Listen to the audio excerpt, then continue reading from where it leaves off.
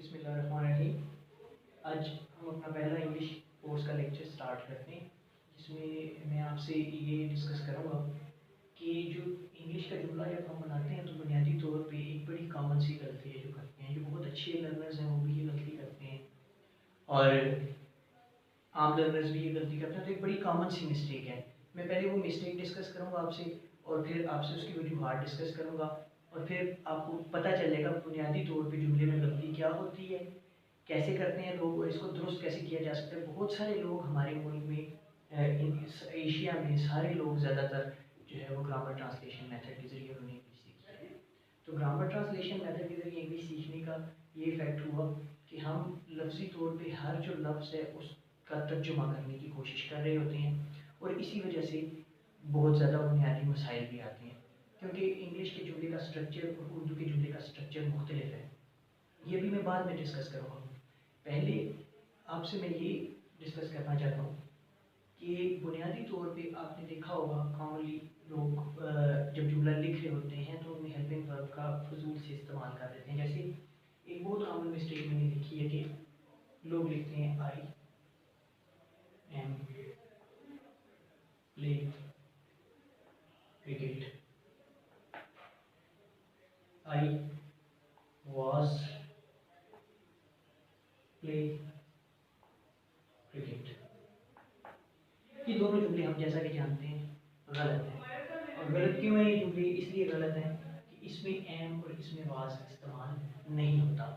लेकिन बुनियादी तौर पे जब बचपन से लोगों ने स्कूल में इंग्लिश पढ़ी होती है और उन्हें बताया जाता है तो ये गलती करते इसलिए हैं कि जैसे इस जुमले की जो उर्दू तर्जुमा होता है वो ये है कि मैं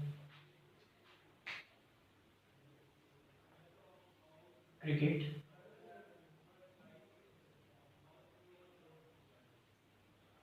खेलता हूँ और मैं क्रिकेट खेलता था, बाकी जुमला हो गया। ठीक है। अब ये गलती बुनियादी तौर पे इसलिए है कि ये जो हूँ है हमने इसका तर्जुमा बताया हुआ है कि वो एम होता है बचपन से, और ये जो था है इसका तर्जुमा बताया हुआ है तो वाज होता है। तो बुनियादी तौर पे जब ये जुमला बनाते हैं स्टूडेंट्स तो उनके जहन में स्टूडेंट्स का कसूर नहीं है, इसीलिए मैं ये आपसे डिस्कस कर रहा हूँ। इसमें स्टूडेंट्स का कसूर नहीं है, जो कुछ उन्हें सिखाया गया वो उसी तरह अमल करते हैं, वो जो ट्रेस किया गया उसी के मुताबिक कर देते हैं। मैं क्रिकेट खेलता हूँ, आई एम प्ले क्रिकेट उन्होंने यूज़ कर दिया। अब अगर आप देखें मैं क्रिकेट खेलता और हूँ के लिए है और था के लिए पास आ गए। अब ये गलती क्यों होती है? क्योंकि बेसिकली ये नहीं बताया गया कि ये एम और वाज का इस्तेमाल हर जगह हूँ और था के लिए नहीं होगा, या सिर्फ आप इसको ये यूँ भी लिख लें ही they are play cricket, they were play cricket. तो ये भी वही गलती है जो हम दोहरा रहे हैं।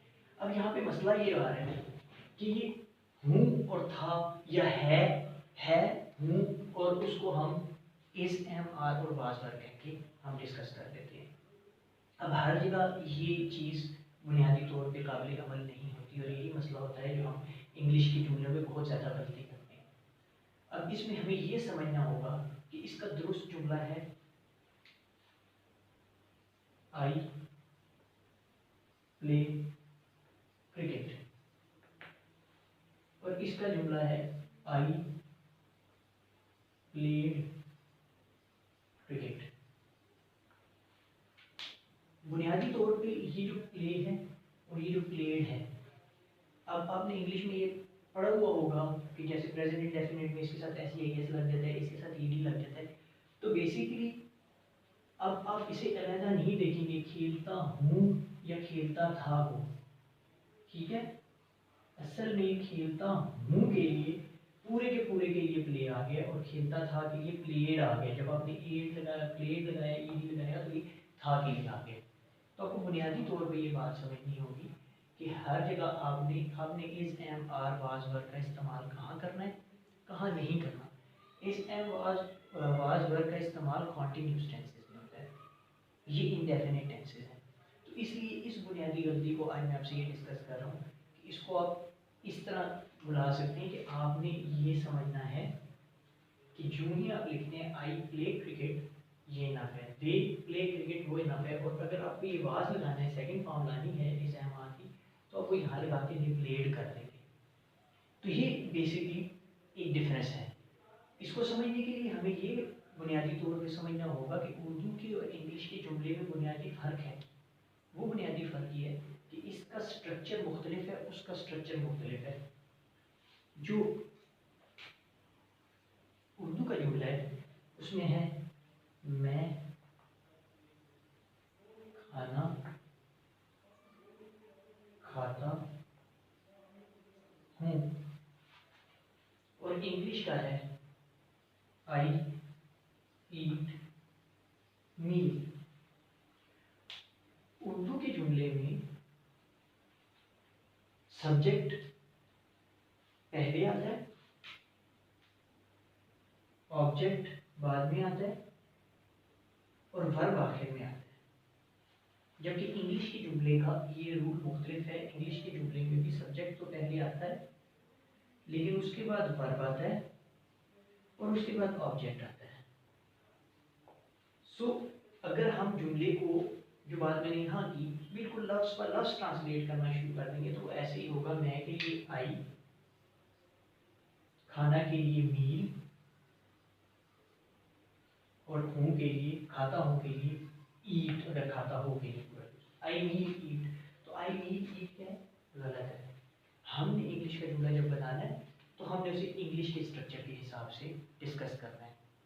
और बेसिकली ये एक्शन सेंटेंसेस हैं और नॉन एक्शन मीन्स हैं हमारे एज कंप्लीट इस्तेमाल होती हैं। ये बाकी बातें जितनी भी हैं ये आपसे मैं नेक्स्ट लेक्चर में डिस्कस करूँगा। और नेक्स्ट लेक्चर में बेसिकली डिस्कस करूँगा सब्जेक्ट, वर्ब और ऑब्जेक्ट क्या होता है, और इसका इंग्लिश के जुमले में जैसे मैंने आपको बता दिया क्या होता है स्ट्रक्चर, और उर्दू के जुमले में what is it structure, and how we can make it effectively in English, and how we can get rid of the issues that we are facing while we are translating. We will discuss and we will carry on these things in our second lecture.